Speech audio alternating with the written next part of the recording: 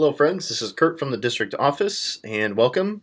I'm going to spend the next few minutes walking us through the Teachscape teacher portal, and we're hoping to get out of this a little bit greater level of familiarity with how to use the Teachscape program and navigate some of its features.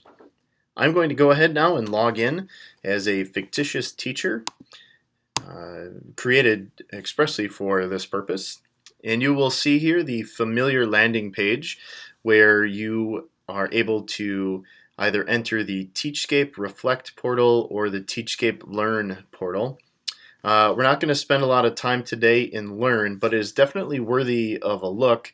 It contains several resources related to scoring along the Danielson domains and components, and it also provides the opportunity for teachers to view several really informative videos related to teacher practices in the classroom. So again, not going to spend time there today, but definitely worthy of a look. So now I'm going to go ahead and navigate to Teachscape Reflect. I'm going to go ahead and click there.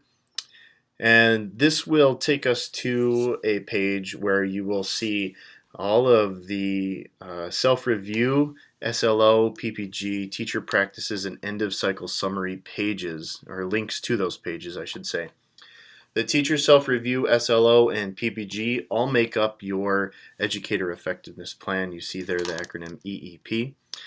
We're going to spend time now going into the teacher practices page. So I'm going to go ahead and click there.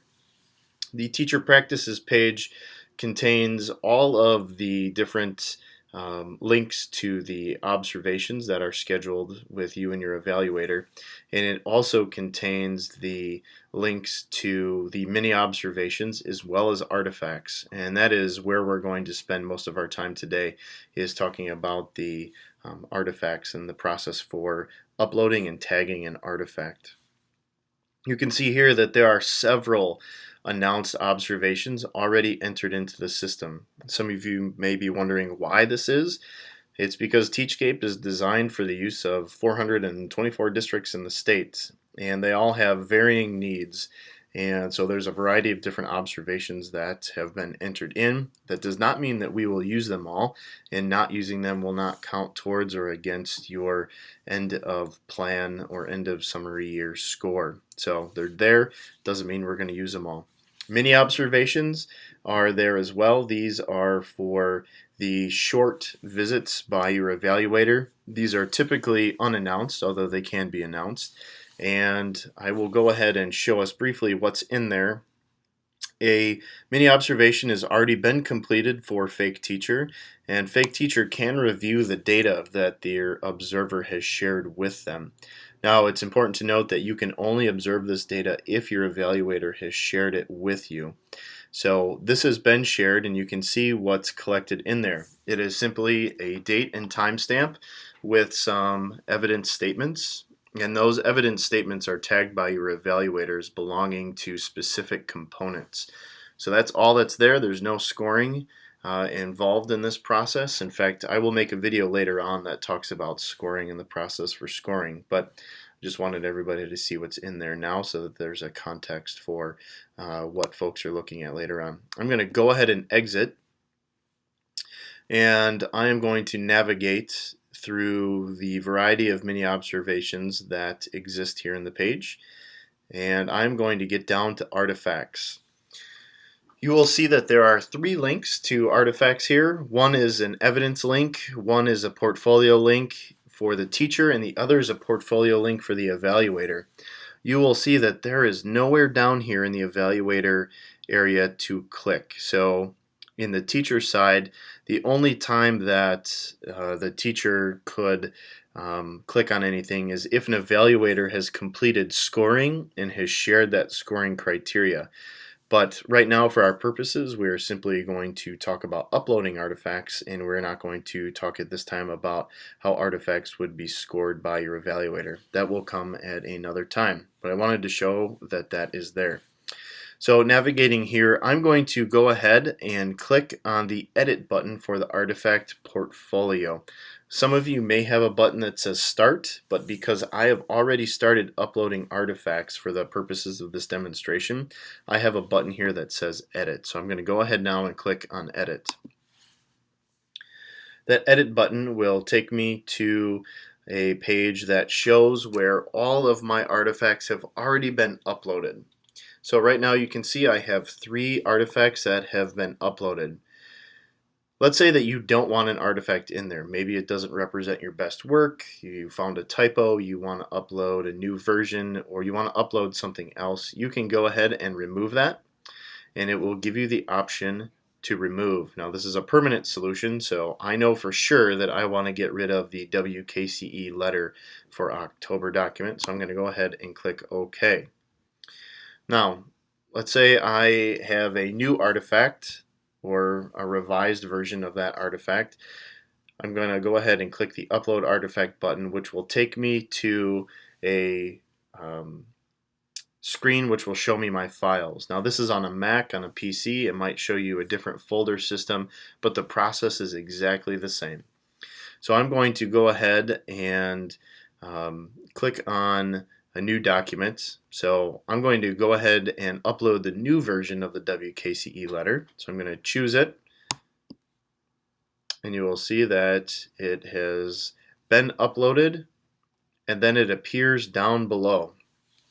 You will see here that there's not really a good spot to add a tag to your artifact. Now a tag is when you click on a component of a domain and it assigns that domain and that component to your artifact. Now all of that might sound foreign, so I'm going to show you exactly what that means here in a second.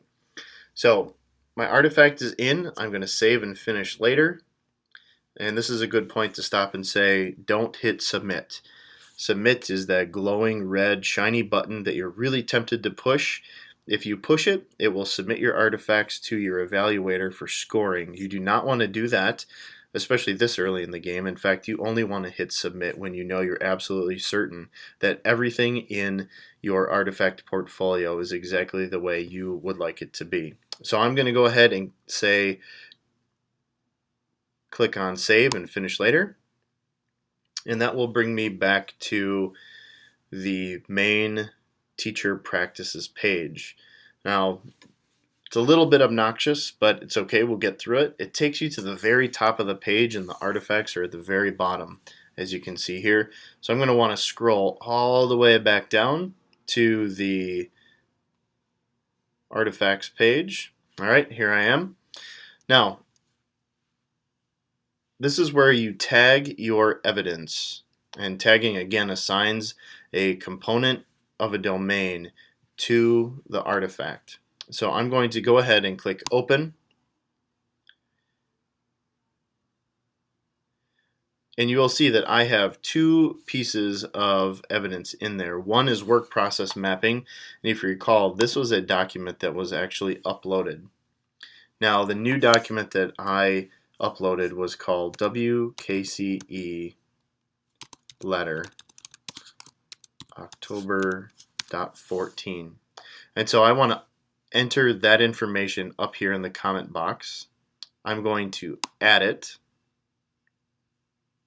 and you'll see it show up down below. Alright, there it is. Now I'm going to tag it. If it's not tagged, it'll say it's not yet tagged. I'm going to go ahead and tag it. And let's say that I feel that this piece of evidence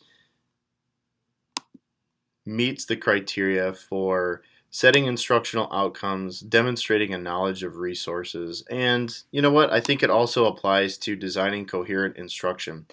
Now if you want to know more about those domains, that's where you would go and look at the Teachscape Learn portal to learn more about some of those aspects of those domains, or look at the document that is titled Sun Prairie's Approach to Educator Effectiveness, and there will be more descriptive documents there highlighting what should be found in each one of those components of each domain. So now that I've tagged it, I'm going to go ahead and hit save. And now my evidence from my portfolio is tagged.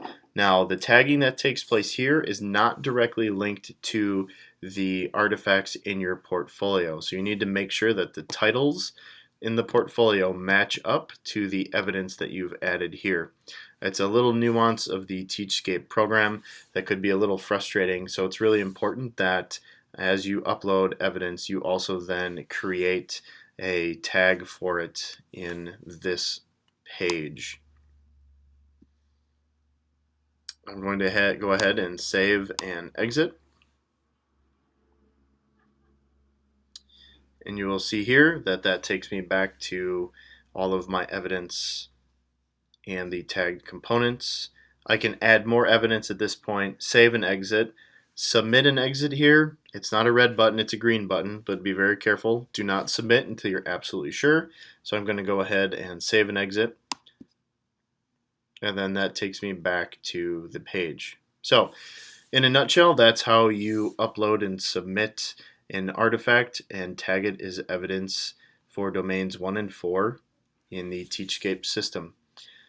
If you have any questions, feel free to shoot me an email at cdmould@sunprairieschools.org or give me a call. My extension up here is 6531. More videos to come. I will talk to you all later. Have a great day.